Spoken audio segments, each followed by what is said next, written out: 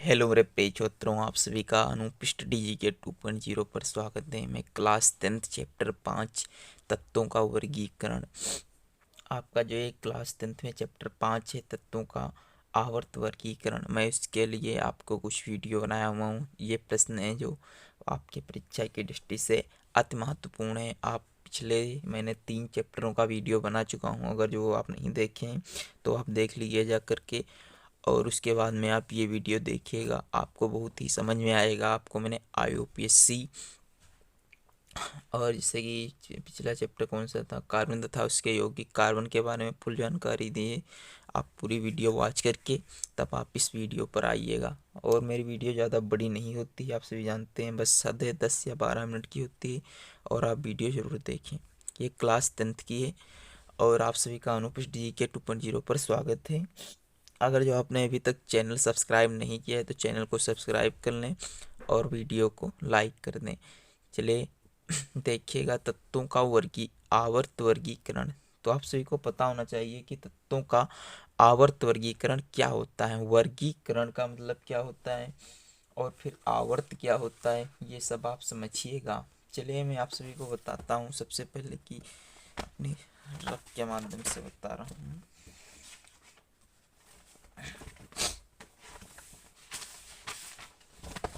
चलिए समझिएगा।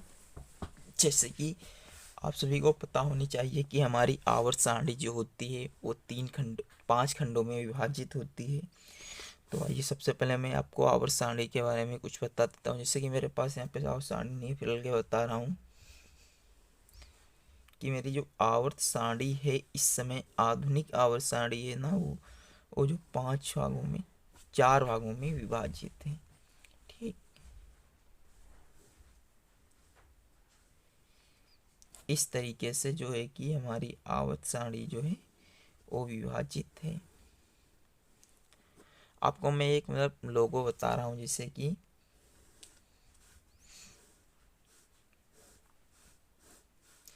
मान लीजिए ये एस ब्लॉक है, फर्स्ट ब्लॉक आपका होता है एस ब्लॉक है, फिर आपका ये डी ब्लॉक है, और उसके बाद में ये आपका जो है ये पी ब्लॉक है, और ये आपका जो है ये एफ ब्लॉक है। कौन सा, ये एफ ब्लॉक। इसमें जो होते हैं 2 प्रकार के तत्व पाए जाते हैं, लैंथेनाइट के तत्व होते हैं, और इसमें जो होते हैं लैंथेनाइट के तत्व पाए जाते हैं, और इसमें जो होते हैं एक्टेनाइट के तत्व पाए जाते हैं, एक्टेनाइट के तत्व पाए जाते हैं। और आप सभी को पता होगा कि इसमें लैंथेनाइट के तो एक्टेनाइट के तत्व पाए जाते हैं, और इसमें एस ब्लॉक के तत्व होते हैं, इसमें डी ब्लॉक के तत्व होते हैं, इसमें पी ब्लॉक के तत्व होते हैं। तो इसमें जो लाइनें इस प्रकार से खींची गई होती हैं उन्हें हम आवर्त कहते हैं। क्या कहते हैं? आवर्त। ये जो आपकी हॉरिजॉन्टल होती हैं इन्हें आवर्त कहा जाता है। आवर्त आपके आधुनिक आवर्त सारणी में 7 हैं, भी आप डिटेल में पढ़ेंगे अगली वीडियो में। और जो ये आपके वर्टिकल लाइनें खींची होती हैं इन्हें कहा जाता है वर्ग। वर्ग और आवर्त, अब आप समझ गए होंगे कि आवर्त किन्हें कहते हैं और वर्ग किन्हें कहा जाता है। तो ये जो लाइनें हॉरिजॉन्टल होती हैं ये 7 आपकी होती हैं आधुनिक आवर्त सारणी में, इन्हें कहा जाता है आवर्त। और जो ये आपकी वर्टिकल लाइन खींची होती हैं इन्हें कहा जाता है वर्ग। चलिए इतना समझ में आ गया, अब आप आगे समझिएगा। जैसे कि इसमें आपका है पहला हेडिंग तत्व। तो आपको सबसे पहले पता होना चाहिए कि इसे तत्वों का आवर्त वर्गीकरण है। तो आपको पता होना चाहिए कि यानी एलिमेंट्स ऑफ क्लासिफिकेशन। तो तत्व का होता है, तत्व होता है देखो पदार्थों की शुद्धतम अवस्था जिसका और वियोजन ना हो सके वो तत्व कहलाता है। मतलब समझो कि जैसे आपने कोई एक तत्व देखा, मान लीजिए सबसे छोटा तत्व ये है, मतलब फिलहाल के लिए ये है नहीं, मान लो सपोज ये आपका एक तत्व है, इसको आप कितना विभाजित करें, ये अगर जो विभाजित नहीं हो रहा है तो इसे तत्व कहा गया। क्या कहा गया? तत्व कहा गया। हालांकि उसके बाद में वियोजित हुए और इसमें से इलेक्ट्रॉन, प्रोटॉन, न्यूट्रॉन ये सब निकले, मगर आपको फिलहाल ये पता होना चाहिए कि तत्व वो अवस्था है जिसे और विभाजित नहीं किया जा सकता, उससे हम तत्व कहते हैं। तो पदार्थ की शुद्धतम अवस्था जिसका और वियोजन संभव ना हो वो तत्व कहलाता है।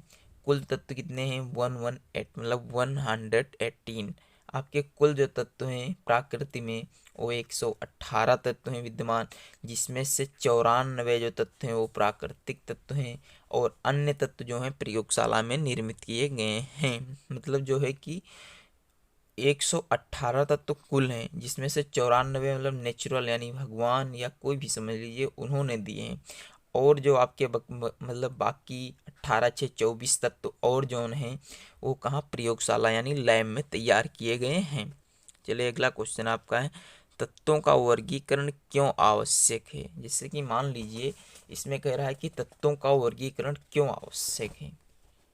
मान लीजिए जैसे एक किराना की दुकान है, जैसे उस पे आप जाते होंगे, आप जो सामान मांगते होंगे वो आपको तुरंत उठा कर देता होगा, फिर भी क्योंकि उसमें बहुत सामान होते हुए भी आपको तुरंत सामान देता है, क्योंकि उसमें तत्वों का, उसमें जो सामान का होता है वो वर्गीकरण किए हुए होता है। जैसे कि दाल होगी वो अलग रखा होगा आपका, शक्कर होगी वो आपकी अलग रखी होगी।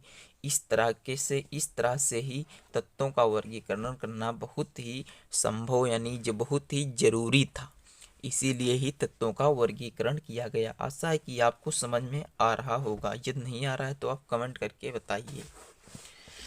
यानी तत्वों का वर्गीकरण क्यों आवश्यक है। तत्वों का वर्गीकरण इसलिए आवश्यक है क्योंकि समान गुण वाले तत्व एक ही समूह में उपस्थित हो जाएं और तत्वों का अध्ययन आसान हो जाएगा। जिससे कि मतलब जिसमें समान गुण हो वो तत्व यदि एक एक ही मतलब लाइन में हो जाएं तो उससे हम क्या कहते हैं, तो हमें हमारे लिए तत्वों का वर्गीकरण क्या हो जाएगा, आसान हो जाएगा। चलिए अगला हेडिंग है कि तत्वों के वर्गीकरण के प्रयास। तो आप सभी को पता होना चाहिए कि तत्वों का वर्गीकरण मतलब समझने की कोशिश ये करिए, क्लासिफिकेशन ऑफ एलिमेंट्स के लिए आपने किस वैज्ञानिकों ने इसके लिए बहुत ही महत्वपूर्ण योग्यता प्रदान की है। तो फर्स्ट वैज्ञानिक जो थे वो आपके थे डोबेराइन का तर्क नियम। तो आपको मोटा मोटा मैं समझा रहा हूँ, इसी तरह से फिर आप आगे डिटेल से पढ़ेंगे कि डोबेराइन का तर्क नियम क्या होता है। आपके जो पहले वैज्ञानिक थे वो थे डोबेराइन। डोबेराइन का तर्क नियम का तर्क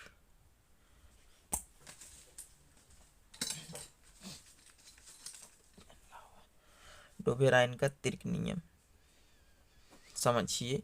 तर्क नियम क्या था, अब मोटा मोटा समझ लीजिए कि जैसे कि डोबेराइन जो थे उन्होंने बताया कि यदि तत्वों को परमाणु भार के हिसाब से हर तीसरा तत्व उसके मतलब योग का, और जब उसको भाग समझिएगा कायदे से, कि डोबेराइन का तर्क नियम यह बताता है कि यह तत्वों को उनके परमाणु भार के हिसाब से रखा जाए और हर तीसरा तत्व उसके भाज्य के और सेकंड का अनुपात होता है। मान लीजिए कि जैसे लिथियम, पोटेशियम और कौन सा होगा आपका सोडियम, ठीक, ये 3 तत्व हैं।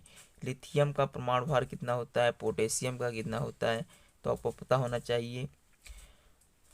पोटेशियम का कितना होता है, 38 होता है, और सोडियम का कितना होता है, 23 होता है, और सोडियम का 23 होता है।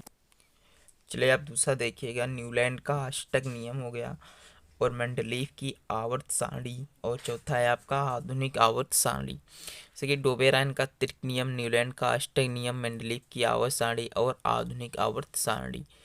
जो इसमें से बहुत ही इम्पोर्टेंट है वो आपका है न्यूलैंड का नियम, और आपका जो है ये मेंडलीफ की आवर्त सारणी, ये बहुत ही इम्पोर्टेंट है, आप इन्हें जरूर ध्यान करके पढ़िएगा।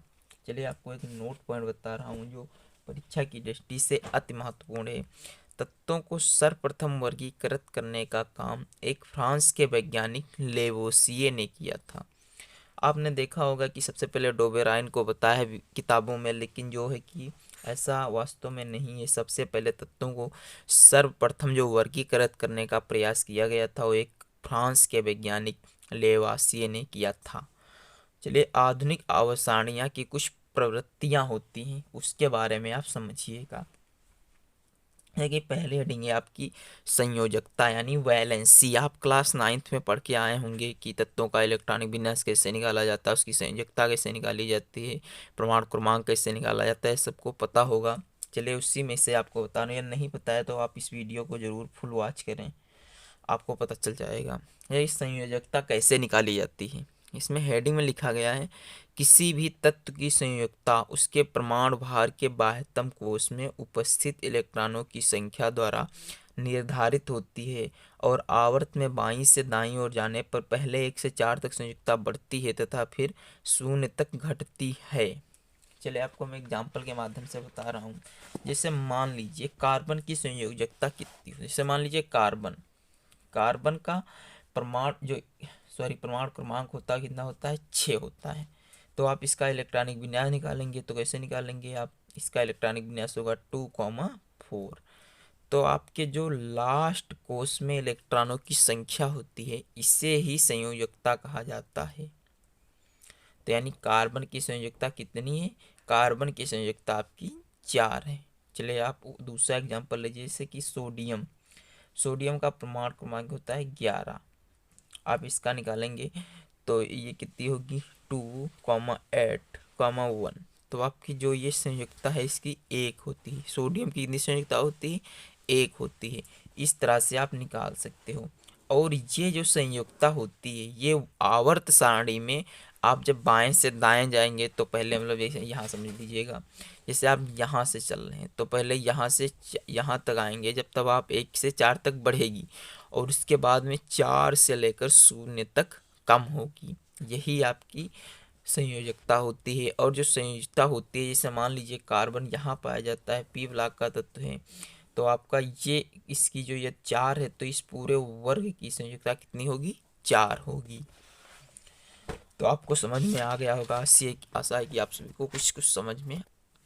चलिए आपको मैं दूसरा बता रहा हूँ कि परमाणविक आकार क्या होता है। जब आवर्त में आप बाईं से दाईं ओर जाने पर, मतलब जब आप आवर्त में बाईं से दाईं ओर जाने पर परमाणु त्रिज्या घटती है, क्योंकि नाभिक में आवेश के बढ़ने से यह इलेक्ट्रॉन को खींचता है, जिससे परमाणु का आकार घट जाता है। चलिए एक इम्पॉर्टेंट क्वेश्चन है वो आप पढ़ लीजिएगा, और आपके जो इम्पोर्टेंट क्वेश्चन है आपको नेक्स्ट वीडियो में प्राप्त होंगे, जो है कि मैंने इसे लिख नहीं पाया है अपनी कॉपी पर, तो इसके लिए मैं सॉरी करता हूँ। और आप ये ज़रूर क्वेश्चन पढ़िएगा, आधुनिक आवर्त पर संक्षिप्त टिप्पणी करो। तो जैसे कि आधुनिक आवर्त नियम किसने दिया, आप अभी अगले वीडियो में पढ़ेंगे। इसका की मतलब कि क्या रूप है ये आप देख लीजिए। तत्वों के भौतिक तथा रासायनिक गुण प्रमाण क्रमांक के आवर्ती फलन होते हैं। जैसे कि आवर्त सारणी मोजले ने बनाई तो उन्होंने बताया कि जो तत्व हैं वो किस प्रकार से रखे जाएं। उन्होंने बताया कि तत्व जो है प्रमाण क्रमांक के हिसाब से रखे जाएं, जिससे कि आवर्त सारणी एकदम सरल तरीके से पढ़ी जा सके और उसे याद किया जा सके। तो आशा है कि आप सभी को ये वीडियो अच्छी लगी होगी। यदि वीडियो अच्छी लगी है तो इसे लाइक करें और दूसरों को भी सब्सक्राइब करवाएं वीडियो से। धन्यवाद।